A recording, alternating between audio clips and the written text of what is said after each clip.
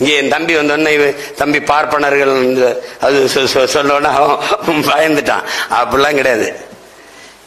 நான் போன விழாவில் கூட பாரதிய பாட்டேன்னு சொல்லிட்டு எல்லாம் பேசுறாங்க. அவன் யாருன்னு தெரியுமா உங்களுக்கு? ஏன் அவன் பாட்டேன்னு தெரியுமா? அவன் தெரியுமா? அவன்கிட்ட போய் சுப்பையா தாண்டா ஒரு பேரு. அவன் நம்மாலியா, அவன் பேரு சுப்பையா, பொண்டாட்டி பேரு செல்லம்மா. அவங்க அப்பா பேரு சின்னசாமி, அம்மா பேரு வள்ளி. இவன் பாண்டையா இருக்கலாம், இவன் ரங்கராஜா இருக்கலாம். அவன் எங்காலு நம்ம பாட்டின் சுப்பையா. சுப்பையா எங்க சுப்பையா? நம்ம பிரம்மன் தலையில இருந்து பிறந்தான், சத்திரியன் தோல்ல இருந்து பிறந்தான், வைசியன் தொடையில இருந்து பிறந்தான், சூத்திரன் காலில இருந்து பிறந்தான். இந்த பஞ்சமன் ஒருத்தருக்கான அவன் எதுல இருந்து பிறந்தாங்கன்னு இவங்க கேட்க, அவர் உடனே எந்திரிச்சு அவன் ஒருத்தன் தான் ஆத்தாளுக்கு அப்பனுக்கும் பிறந்தாண்டு போயிட்டான். இப்ப தெரியுதா ஏன் பாரதி என் பாட்டேன்னு? இதனாலதான் என் பாட்டேன்.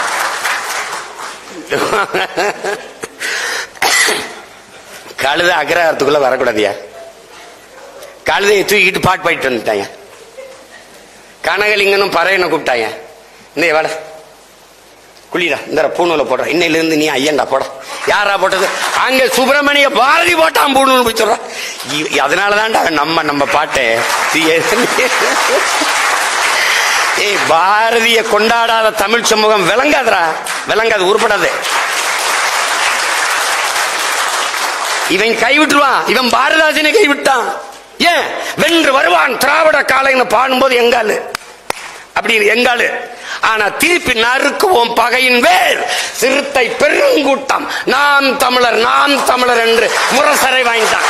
அதோட விட்டான். அதோட கதை கந்தலாயிடுச்சு. அவர் எதிரி ஆயிட்டாரு. அப்படித்தான் பாரதி. பாரதி என்ன பாரதி அன்னைக்கு கூட என் தம்பிகிட்ட சொல்லிட்டு சரவரட்ட, என்னன்னு இன்னும் தூங்காம இருக்கீங்க அப்படின்னு. எங்க ஆளுகள் எல்லாம் படுத்து கிடக்குறா, நான் முழிச்சுக்கிட்டு இருக்க வேண்டியது இருக்கு. அதனால அம்பேத்கர் போய் கேட்கிறாங்க, எல்லா தலைவர்களும் தூங்கிட்டு இருக்கும்போது நீங்க மட்டும் முழிச்சு ஏதோ படிச்சு எழுதிக்கிட்டு இருக்கீங்கன்னு. அவங்க ஜனங்கள்லாம் முழிச்சுக்கிருச்சு, அவங்க தூங்குறாங்க. ஏன் ஜனம் தூங்கி கிடக்கு, நான் முழிச்சுக்கிட்டு இருக்கேன்ட்டு. அது மாதிரி நம்ம பாட்டன்ட்ட போய் என்ன பாருது, எல்லாம் பாடிட்டா, காதலை பாடிட்டா, வீரத்தை பாடிட்டா, அதை பாடிட்டா, எல்லாம் பக்தி பாடிட்டா. இது எது இந்த தாலாட்டு மட்டும் நீ பாடலையே அப்படின்னு. அது முழிச்சுக்கிட்டு இருக்கணும் தான் எனக்கு தூங்க வைக்க பாட்டு வேணும். என்ன ரொம்ப ஆண்டுகளா தூங்கிட்டு தான் இருக்கேன், பல ஆண்டுகளா. இவனை உசுப்பத்தான் பாட்டு வேண்டி கிடக்குது. அதுல எதுக்கு போய் தாலாட்ட பாட சொல்றான்னு போயிட்டு அப்படி. அவன் பாக்கள் முழுக்க எழுச்சி பாக்களா இருந்ததுக்கு காரணம் அதுதான். நந்தன் அது சாதியை தாடுது, அவர் கற்பனை. என்னமோ சரவணையன் தம்பி கற்பனையில ஒரு படத்தை எடுத்து நடக்குதப்பா, நடக்குது. இதெல்லாம் நடக்குதான்னா இன்னுமா அங்க சாதி இருக்குன்னு கேட்டா, நீ வேற கிரகத்துல இருந்து இதை இறங்கி வந்திருக்கான்னு நினைக்கிறேன். நெல் எந்த மரத்துல விளையுதுன்னு கேட்டில்ல, அந்த கூட்டத்துல சேர்ந்திருக்கா நீ. உன்னையெல்லாம் நீ அறிவையும் ஆரையும் திரைப்படத்துல பார்த்து பாக்குறவனுக்கு உங்கள்ட்ட ஒன்னு நான் பேச்சு புரிய முடியாது தம்பி. அறியாமையில் இருக்கிறவனுக்கு போதிக்கலாம், பொறாமையில் இருக்கிறவனுக்கு ஒன்னும் போதிக்க முடியாது. நீ வா கொஞ்சம் கீழே இறங்கு. ரெக்கையை கட்டிய தேவதூதர்கள் மாதிரி பறந்துகிட்டு இருக்காத, கீழே காலை வை, எங்களோட பாரு எப்படி இருக்குன்னு பாரு. அதை நீ புரிஞ்சுக்கிட்டு பேசணும். இதெல்லாம் அப்படிலாம் நடக்குமாங்க, இப்படிலாம் இருக்குதாங்க அப்படின்னு. இருக்குது. புரட்சியாளர் அம்பேத்கர் அவர்கள் அவர் என்ன சொல்றாரு பாருங்க. டேய், அந்த இடத்துல கூட சொன்ன, என் தம்பி சமுத்திரக்கனி பேசுற இடத்துல கொஞ்சம் முன்னாடினா நான் இதெல்லாம் சேர்த்து, ஆடுகள் கோயில்களில் ஆடுகளை தாண்டா பலியிடுகிறார்கள், சிங்கங்களை அல்லங்கிறாரு. இழந்து விட்ட உரிமைகளை பிச்சை கட்டு பெற முடியாது, போராடித்தான் பெற்றாகணும்ங்கிறாரு. போராடித்தான் பெற்றாகணும். அததான் இந்த படம் போதிக்குது. நந்தன் படம் நீ இப்ப சொன்ன ரெண்டே வரி இல்லாதுன்னு. இப்ப என் படத்துல, தம்பி படத்துல என்னென்ன படம் அப்படின்னு என்னென்னமோ எடுத்து பார்த்தேன். வன்முறையாளன் கட்டமைக்கிறான். இப்ப எங்க தலைவரை கட்டமைச்ச மாதிரி ஒரு அரச பயங்கரவாதத்தை எதிர்த்து தன் இன மக்களை தற்காக்க தூக்குன ஆயுதத்தை பயங்கரவாதம். அடிக்க ஓங்குகிற கைக்கும் தடுக்க நீட்டுகிற கைக்கும் வேறுபாடு இருக்குங்கிறது இந்த சமூகத்துக்கு புரிய வைக்கணும். அப்ப என்ன செஞ்ச? நான் செய்யறது வன்முறை அல்ல, நான் சொல்வது மருத்துவம். இதயம் நோய்பட்டு போச்சுனால் அறுவை சிகிச்சை வன்முறையா? அது மருத்துவம். அததான் அவன் என்ன சொல்றான், என்ன செய்ய சொல்ற? இங்க சைலன்ஸ்ங்கிறதே சத்தமா தான் சொல்ல வேண்டியது இருக்குன்னு. அதுதான் இந்த ஒரு உரையாடல் தான் படம். அது மாதிரி என் தம்பி இருக்கான் பாருங்க. இப்ப நந்தன் படம் என்னன்னு, செருப்பு அப்படி காட்டிக்கிட்டே வரேன். அது செஞ்சிருக்கலாம்ங்க. எது முற்போக்கு, எது சீர்திருத்தம், எது மாறுதல்? இதாங்க மாறுதல். கோயில காட்டணும், நிற குடத்தோட வரணும், பொங்க பொங்க வரணும், அப்படின்னு பாலை கறக்கணும். இதெல்லாம் ஒரு ஒரு ஒரு பழக்கம். ஆங்கிலத்தில் சென்டிமெண்டா படம் தொடங்குதுங்க, நல்லா ஓடுங்க, நல்லா ஓடிடும். இது ஒரு நம்பிக்கை, காசு போடுறவனுக்கு ஒரு நம்பிக்கை. ஆனா செருப்பை காட்டுற, அப்படி செருப்பு பேசுதுங்க. இந்த ஒரு தலித்தா அதெல்லாம் இந்தியாவின் பிரசிடண்ட், இந்தியாவில் பிரசிடண்ட் ஆகலாம், எங்க ஊர்ல பிரசிடண்ட் ஆகிறது நாங்க சொல்ற ஆள் தான் ஆக முடியும். இதாங்க கருத்தியல், அதான் கருத்து. இப்ப காலு செருப்பு. ஒருத்தன் நான் சொல்ற ஆளுன்னு மிதிச்சு செருப்பா வச்சிருந்த ஒருத்தன் பிரசிடண்ட் ஆகி கேமரா இருக்குல்ல, கேமரா மேல செருப்பாலே அந்த கருத்தை மிதிச்சிடறாங்க. இதாங்க படம்.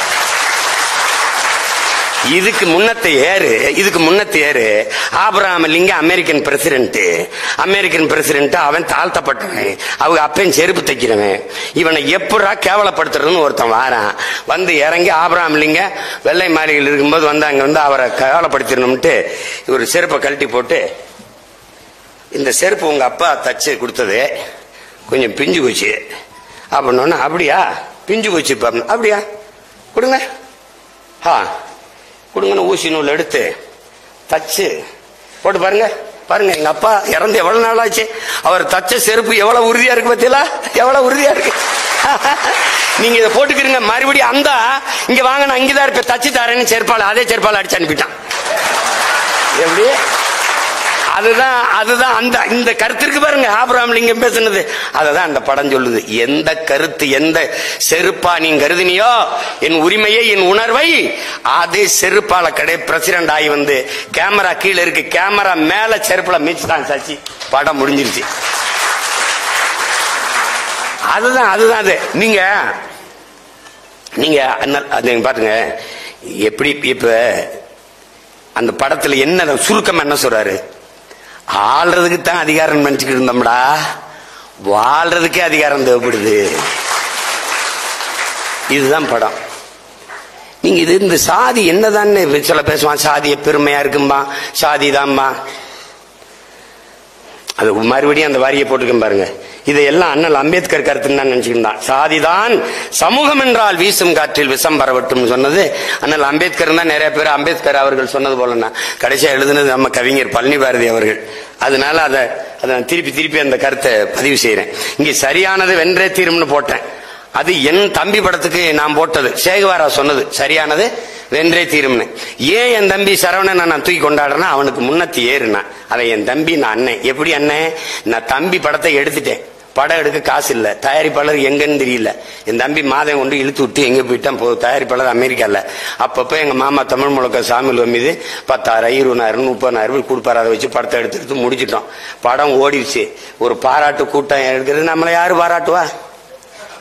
நம்மளை யாரு பாராட்டு? நம்ம அப்ப முதலமைச்சரும் இல்ல, அமைச்சரும் இல்ல, ஒன்னும் இல்ல. நம்மளை யாரு பாராட்டுவா?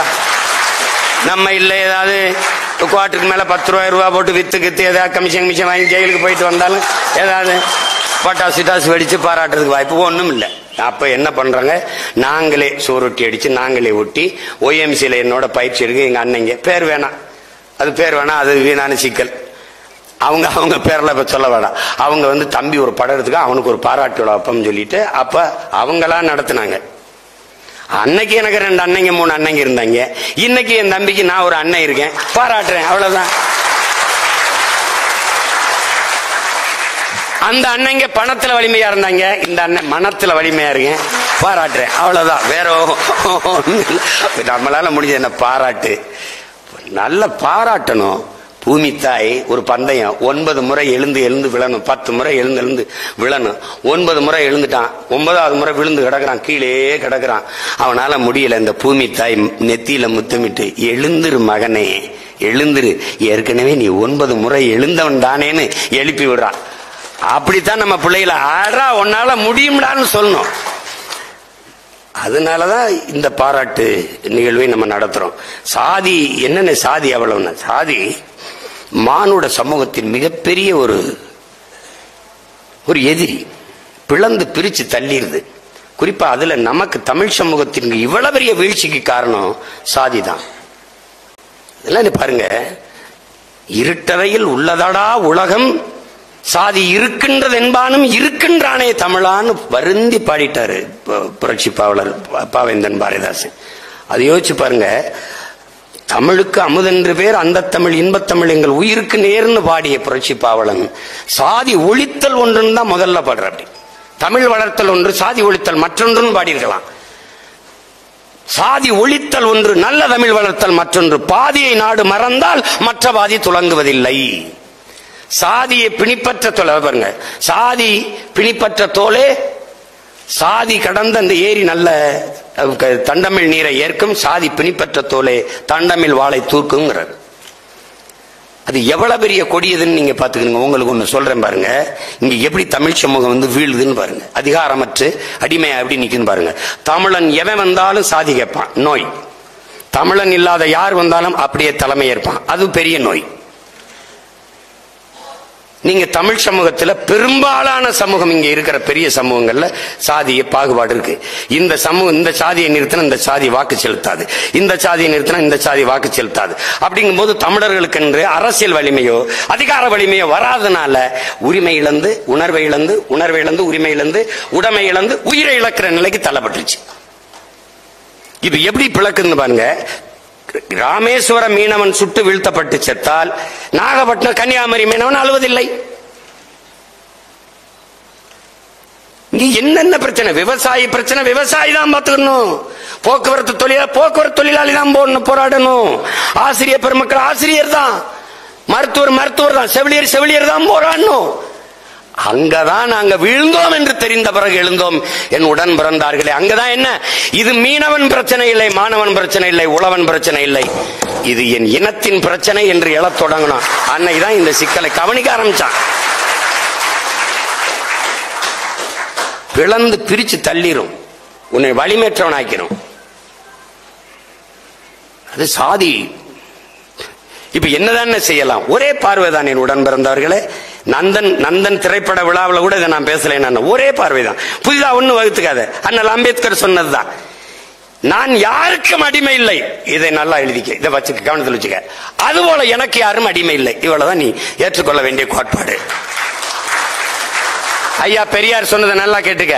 தான் உயர்ந்த சாதி என்று எண்ணிக்கொள்கிற பெருமக்களே, உங்களுக்கு கீழே தாழ்ந்த சாதி யாரும் இல்லை என்று எண்ணிக்கொள்ளுங்கள். அவ்வளவுதான். சமூகத்தில் எந்த பிரச்சனையும் கிடையாது. அவ்வளவுதான். நீ செருப்பை இப்படி வச்சு நடந்திருக்கிறியா? குனிஞ்சு தண்ணி குடிச்சிருக்கிறியா? அதெல்லாம் நீ அனுபவிச்சிருந்தா தெரியும். அப்ப அது பேசி பயன் இல்லை. அது சும்மா இது ஏதோ சொல்றாரு, இது ஏதோ பேசுறாங்க, இப்படிலாம் நடக்குமான்னு நீ இருக்க முடியாது தம்பி. அப்படிலாம் இருக்க முடியாது. இவ்வளையும் ஆவேசமா சீமான் பேசுவார், கோபமா பேசுவார், அப்படி பேசுவார், இப்படி பேசுவார்னு. வலி தம்பி, வலி. ஏசி அறையிலிருந்து சிந்திச்சு கட்சி தொடங்கணும் இல்ல, சிறையிலிருந்து சிந்திச்சு கட்சி தொடங்கினவனால அது அப்படிதான் இருக்கும். அது உனக்கு புரியாது. அந்த வலியை உணர்ந்தாதான் தெரியும். அப்ப அது எப்படின்னு பாரு. ஆனால் அம்பேத்கருடைய கோட்பாடை ஏன் நம்ம அம்பேத்கரை ஒரு சாதிய குறியீடா சொல்றதை நம்ம ஏற்கல? எங்க தாத்தா முத்துராமலிங்கத்தை ஒரு சாதிய குறியீடா சொல்றதை ஏன் நம்ம எதிர்த்து மறுக்கிறோம்?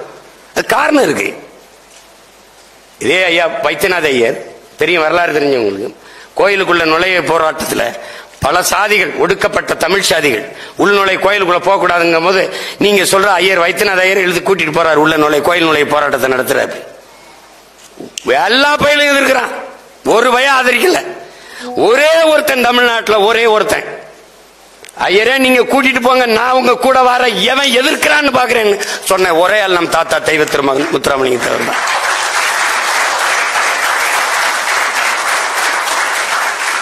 எவ்வளவு இதா இருந்தா சொல்லி பாருங்க. சாதிய எண்ணம் கொண்டவன் அரசியலுக்கு வந்தால் நாடு நாசமாகி விடுங்கிற. சாதிய சிந்தனை கொண்டவன் இறைவனை வழிபடவே அருகதையற்றவன்.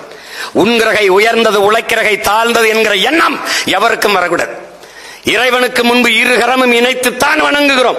அப்படி எல்லாரும் சமம் என்கிற எண்ணம் எல்லாருக்கும் வரணுங்கிறார். இவர் தான் இன்னைக்கு சாதிய குறியீடு அணிகிறார். சாதி ஒழித்தல் ஒன்று அப்படின்னு பண்ணல. கடவுள் வரி, சமய வரி, கண்ணல் நீக்கிற தமிழுக்கு நோய் நோய் நோயே, இடை வந்த சாதி எனும் இடர் ஒழிந்தால் ஆள்வதனம் தாய் தாய் தாயங்கிறான். தமிழ் தாய் ஆளுமுனங்கிறான். அவன் தான் இன்னைக்கு முதலியார் சங்கத்தில் குறியீடா இருக்கான் பாரதிதாசன். என்ன சொல்ற இது கால இதுல கொடுமைப்பா.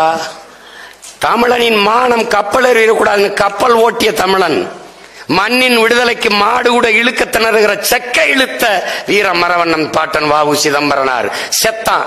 ஜெயில இருந்து வெளியில வந்தான். ஒற்றை மகனா வரவேற்க ஒருத்தனமில்ல உயிர் நண்பன் சுப்பிரமணிய சிவாவை தவிர.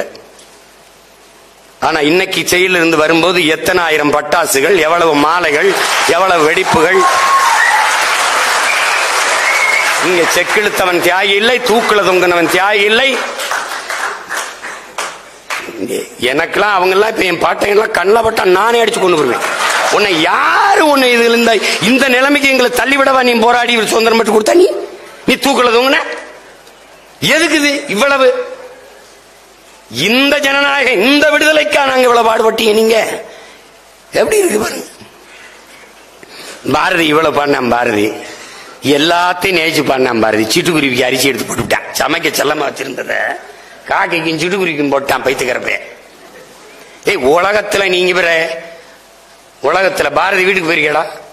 உலகத்துல பாரதி எல்லா வீட்லயும் போடா. நம்ம தாத்தா வீட்டுல தாத்தா உட்கார்ந்து இருப்பார், பாட்டி இப்படி நிக்கும்டா இந்த கட்டையை பிடிச்சுக்கிட்டு.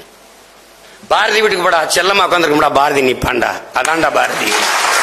போய் பாடுறா எட்டாபுரத்துல இன்னும் செல்லமா உட்காந்துருக்கோம். அன்னை செல்லமா உட்காந்துருக்கும்னே இவன் நிப்பான். எல்லா பயிலும் இருக்கு. எல்லா பயிலும் தேவாலயத்துக்கு போனாலும், பள்ளிவாசலுக்கு போனாலும், கோயிலுக்கு போனாலும், கடவுளே எனக்கு கைகாலுக்கு நல்ல சுகத்து கொடு, நல்ல புத்திய கொடு, நல்ல புத்திய கொடு, நல்ல புத்திய கொடு. எல்லாம் ஒருத்தன் போறேன். சொல்லடி சிவசக்தி, என்னை சுடர்மிகும் அறிவுடன் ஏன் படைத்தாய்? எதுக்கு எனக்கு இவ்வளவு அறிவை கொடுத்த? பூரா பையில முட்டா பையில படிச்சு என்னை மட்டும் அறிவாளியா படைச்சு விட்ட. எனக்கு பெரிய பிரச்சனையா இருக்குன்றான். உலகத்திலே ஒரே ஒருத்தன் தான்டா எனக்கு எதற்காக இவ்வளவு அறிவை கொடுத்தான்னு கேட்ட. உலகத்திலே ஒருத்தன் தான். நீங்க பாத்தீங்கன்னா அவனையே இவன் யாரா அப்படின்னு தோணும். அவன் தான் அது. நம்ம ஊர்ல இருந்து அவன் மண்டகரம் முடிச்சவங்க, நம்ம ஊர்ல சொல்லுவான் அவன் ஒரு மண்டகரம் முடிச்சவன். அவன் அந்த அந்த பாரதியவே பட்டினி போட்டுருச்சான் அந்த ஊரு. தனி ஒரு மனிதனுக்கு உணவில்லை என்றில் ஜெகத்தினை அழித்துருவோம்ட்டான். அவனே பட்டினி போட்டான் இந்த நாடு, இந்த பாரதம். கடைசியா என்ன தெரியுமா? அவன் செத்து போயிட்டான். கவி பேர் நம்ம ஆள் எழுதுறாரு, ஐயா வைரமுத்து. பாரதி உன் உடலில் மொய்த்த ஈக்களின் எண்ணிக்கை கூட ஆட்கள் இல்லையாமே. இறுதி சடங்குல 8 பேர் இருக்காண்டா. பாரதி எங்க அடக்கம் பண்ணிருக்கான் இவன் தெரியாது. ஒன்னும் ஒருத்தனுக்கும் தெரியாது. ஆனா இந்த தேச விடுதலைக்கு பல ஆண்டு காலங்கள் ஜெயில இருந்து 16 ஆண்டு ஜெயில இருந்த நேருவே கடற்கரையில புதைக்கப்படலையாடா. நேருகளாடா 16 ஆண்டு செல்வந்தன் மகன்டா. ரோஜா பூ மாதிரி நிறம் சொல்ல, உண்மையிலே ரோஜா பூ மாதிரி நிறம். 16 ஆண்டுகள் சிறையில் இருந்த நேரு அவன் கூட கடற்கரையில புதைக்கப்படலையே. என்ன இரு கடற்கரை புறம் கல்லறை ஆயிரும். நீ போய் பூ வச்சு கும்பிட்டு தெரியாது. அதுல அண்ணல் அம்பேத்கர் சொல்ற அந்த வழியை பாரு. என்னரும் மக்களே, நீங்கள் இந்த பூமியில் பிறந்து இப்படி சாதிய இழிவு தீண்டாமை கொடுமையை சுமந்து வாழ்றத பார்க்கும்போது என் இதயம் நொறுங்கி ரத்தம் ஒழுகிறது, ரத்தம் வடிகிறது. இதற்கு நீங்கள் தாயின் கருவறையிலேயே கலைந்து போயிருக்க கூடாதாங்கிறான்.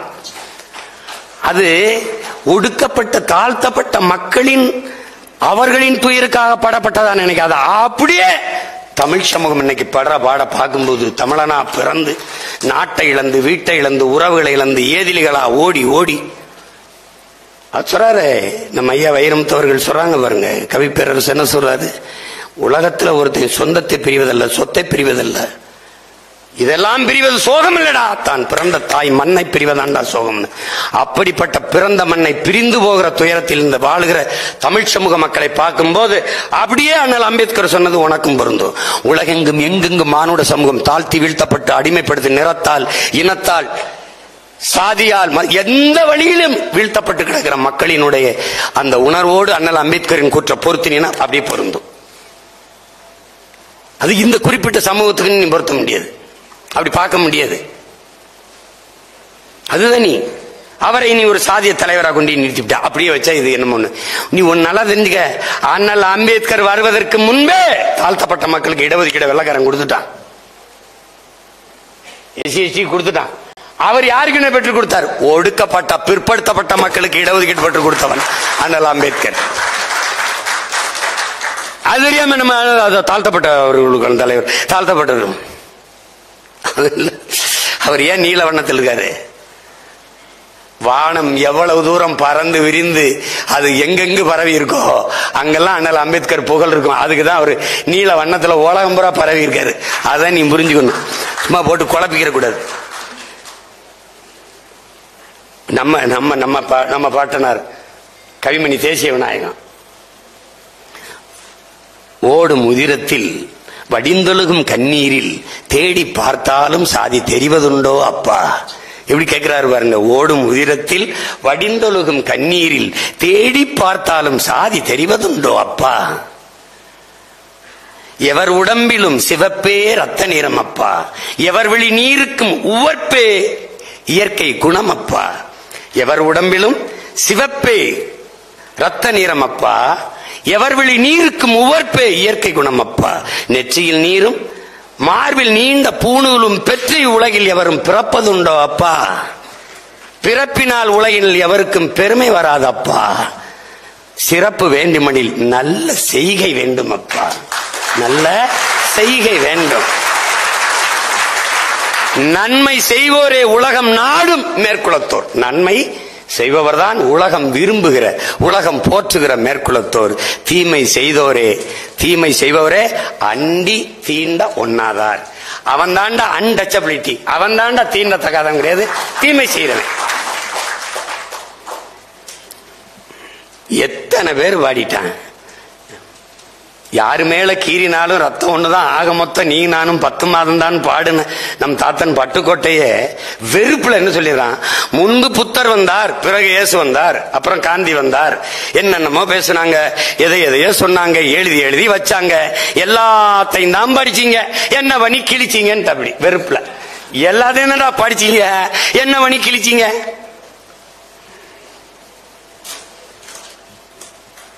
அதனால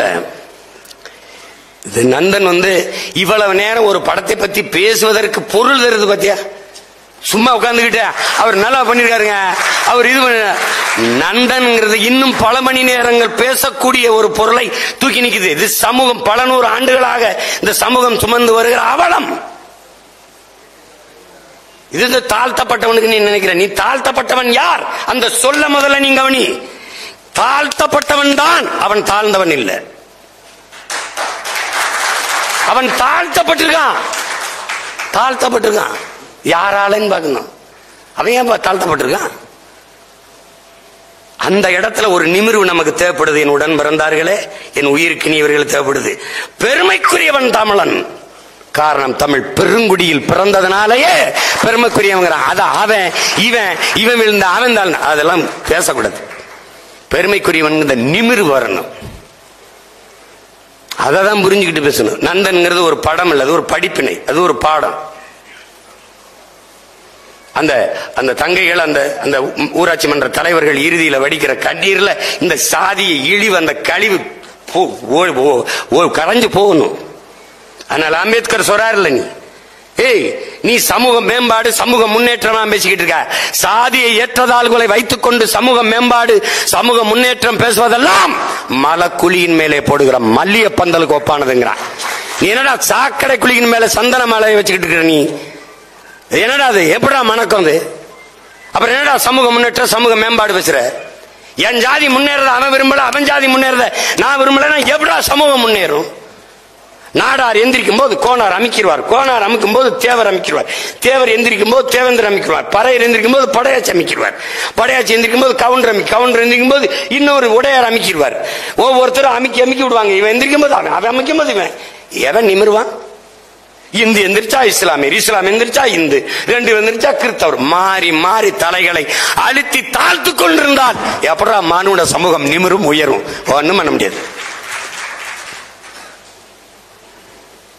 அதுதான். அப்ப என்னென்ன செய்யலாம்? சாதிய பார்க்காத, அதை கடந்து எதையாவது சாதிக்க பாரு. இவ்வளவுதான் நீ செய்ய வேண்டியது. மதமும் கடந்து அதற்கு மேலே ஒன்று இருக்கு, மனிதம். அதுதான் புனிதம் என்று தேடு. அவ்வளவுதான். நீ அதை விட்டுட்டு இதுக்குள்ளே பேசிட்டு இருக்காது. ஆன்மீகம்ங்கிறது ஐயா இறையம் எழுதிருக்காரு. வாழ்க்கையே ஒரு வழிபாடுதான்ங்கிறது. அந்த நூலை எல்லாரும் என் தம்பியில் வாங்கி படிங்க. அன்புதான் அதன் வாசல். ஆன்மீகம் அன்புதான் அதன் வாசல். கருணை அதன் வரவேற்பறை, முதிர்ச்சி அதன் முற்றம், தியானம் அதன் வழிபாடு அறைங்கிறார். வழிபாட்டு அறைங்கிறார். இவ்வளவுதான் ஆன்மீகம். அன்பும் கருணையும் வச்சுக்க, தானா முதிர்ச்சி வந்துடும். ஆன்மீகம்னா என்ன என்ன அவர் அதிலே எழுதி வர்றாரு. எவ்வுயிரை பார்த்தாலும் தன்னுயிரோட பொருத்தி பாடுறா. வனத்து பூச்சி பாத்தியா, தேளை பாத்தியா, கொடிய பாம்பை பாத்தியா, இலைய பாத்தியா, செடிய பாத்தியா, மரத்தை பாத்தியா, தன்னுயிர் போல் எவ்வுயிரையும் நேசி. இதுதான் தாண்டா ஆன்மீகம். அப்படி நேசிக்க சரியாயிடும்.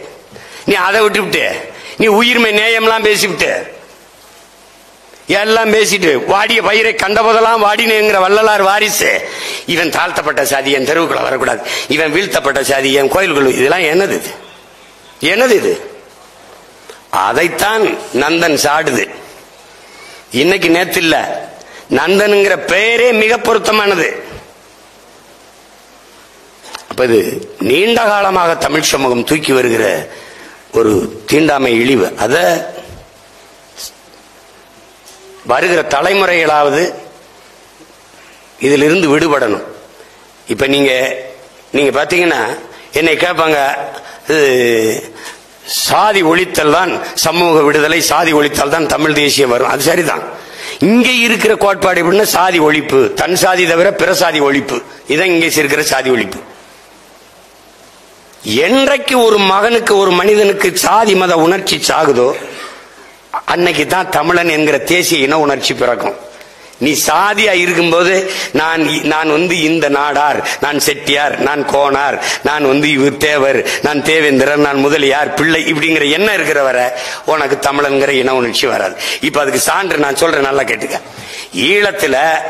ஈழத்துல நம்ம மக்கள் செத்து விழும்போது வன்னியர்ல ஒரு 500 பேர் செத்தான், தேவர்ல ஒரு 10,000 பேர் செத்தான்னு செய்தி வந்தா என்ன தமிழ்நாட்டில் நடந்திருக்கும் பாரு. ஆனா செய்தி எப்படி வந்துச்சு? தமிழர்கள் செத்தார்கள். யாரோ வேற்றுக்கிரகவாசிகள். பாலச்சந்திரன் 11 வயது சிறுவன் 5 குண்டுகளை வாங்கி என் அன்பு தம்பி செத்து கிடக்கும் போது அவன் படையாட்சி மகனாவோ, கவுண்டர் மகனாவோ, தேவர் மகனாவோ, நாடார் மகனாவோ, கோனார் மகனாவோ அல்ல இந்த மண்ணில் இருக்கிற ஏதாவது ஒரு சாதியை சார்ந்த மகனாக இருந்திருந்தால் என் சாதிக்காரனை எப்படா சிங்கள சுடுவான் அப்படின்னு போராட வந்திருப்பான். ஆனால் அவன் தமிழ் பிள்ளையாக செத்ததால் தனியா கிடந்தான். இதுதான் இங்க இருக்கிறது. இந்த சிக்கலை நீ இதை புரிஞ்சுக்கிட்டீங்கன்னா இங்க வர்றது. ஐயா காப்பா அரவாணன் தமிழன் ஏன் அடிமையான நூலை பல முறை நான் பரிந்துரைச்சிட்ட படிக்க சொல்லி படிச்சுக்கின்னா பெரிய காரணம் இல்லடா. ஒன்னு, தமிழனுக்கு போர்க்குணம் இன்மை. அதுக்கு அவரே சொல்றாரு, முதலில் பண்பட்ட இனம் போர்க்குணம் அற்று போயிடும். 13 தலைமுறைக்கு ஒரு தடவை மரபணு மாறிடுது. இது பல மூத்த இனம்னால மரபணு மாறிடுச்சு, போர்க்குணம் அற்று போயிடுச்சு. போர்க்குணம் அற்றுச்சுன்னா என்னன்னா, இப்ப அங்க பிரச்சனை எதுக்குப்பா, நமக்கு எதுக்குப்பா பம்பு, எதுக்குப்பா பிரச்சனை? இந்த ரொம்ப படிச்சவன் பாத்துக்க, அண்ணா நகர், அசோக் நகர், இந்த மாதிரி கேட்க நகர், உயர்ந்த குடிகள் இருக்கும்ல, அடுக்ககங்கள்ல இருக்கும்ல, வீடு புறா கூடு மாதிரி ஜோடி ஜோடியா இருக்கும். ஒரே கதவு, இந்த வீடு கதவு இருக்கு, இந்த வீட்டு கதவு இருக்கு, அந்த வீட்டு கதவு இருக்கு, இந்த வீட்டு கதவு இருக்கும். இத்தனை அடுக்ககத்துல போய் 65 வயசு ஆத்தாவை போய் கல் தடுத்து நகை திண்டு போயிருக்கான்னா அப்ப சுத்தி இருந்தவனா என்னடா பண்ணான்னு கேட்டீங்கன்னா பதில் இல்லை.